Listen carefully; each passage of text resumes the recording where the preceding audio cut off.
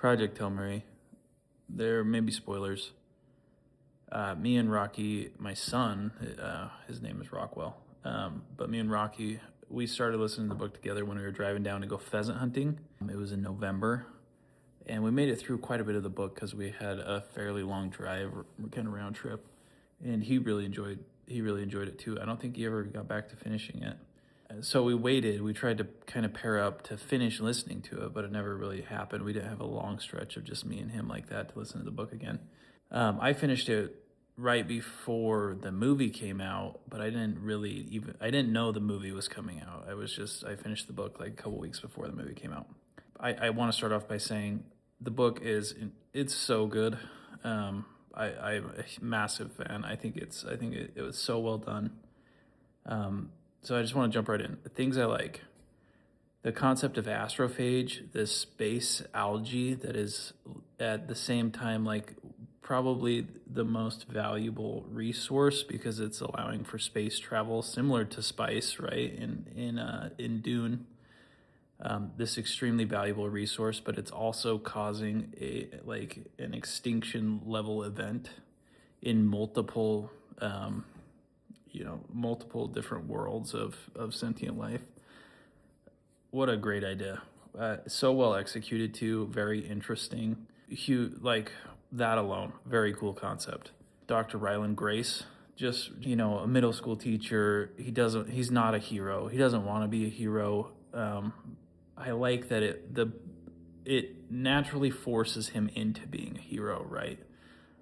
There's only like 1 in 7,000 or something that can survive the anesthesia that they have to, be put in a coma to travel through space, and somehow he is one of them. So it's hard to find a capable crew already based on the fact that they may die just getting transported to where they need to go. He's great. I think Ryan Gosling in the movie too, very good pick. A big fan.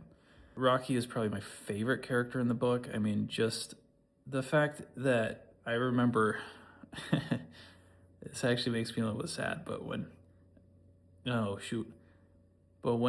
I learned that Rocky was the only one left in a spaceship, and he was out in space waiting before Grace showed up for like 40 something years. Man, it broke my heart. So sad.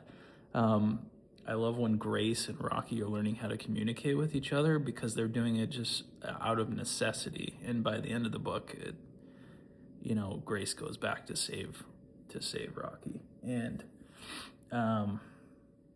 also that there's a lot I could say. That part too, the book compared to the movie, the book felt way more impactful in that regard, because you could hear Rocky's voice, right? In the book you could hear Rocky, and I think it's just you could hear Rocky saying, Grace, like he was so excited because he didn't know that the Talmiba were hiding in the Xenonite. I can't remember if that's what it's called. I should have written that down. But anyway, the book, Rocky was so excited. Obviously, his friend came back to save him and sacrificed, being able to get back to Earth and live a more or less normal life to save Rocky and another entire species of, who would become his really good friend. But in the movie, you don't hear Rocky. You see it, and I think it's because it's a visual medium rather than it being, you reading it. But I think for me, reading it felt more impactful. Oh, I really like how Dr. Grace, as he wakes up from anesthesia, you're learning with him. It feels very organic. I know it's been done before, slowly remembering, but it's handled perfectly, I feel like, in this book.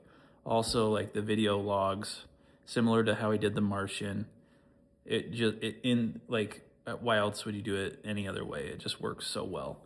The science is very interesting, like Rocky's anatomy is very cool.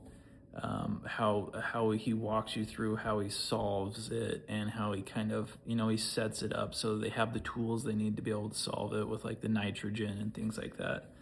Um, just very well executed. I can't really say enough good things about it.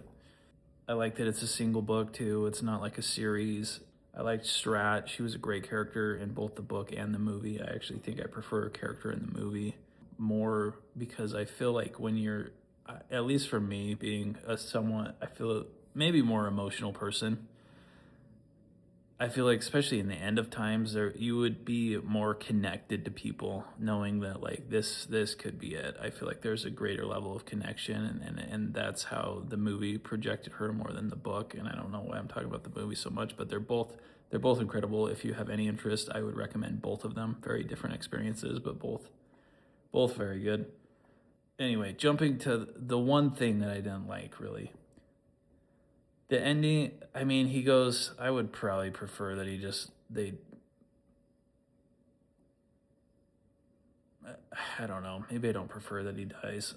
But he goes, I don't know, the ending was great. He goes and he's back to teaching kids, and that's what he was doing on Earth. So, full circle there. So I guess I've talked myself into liking it. I'm pretty good at doing that. I remember in the book when Grace was Strat was like, you're going because of the explosion, right? So he was the backup, but anyway, she tells him like you're going on the trip, and he flat out refuses. I felt like that was out of character from how I was feeling about his character in the book. He seems much more composed than the movie made him feel. And I feel like in that scene, really only that scene in the book didn't feel like it matched his character. In the movie, he wakes up and he's drinking the vodka and he's like partying.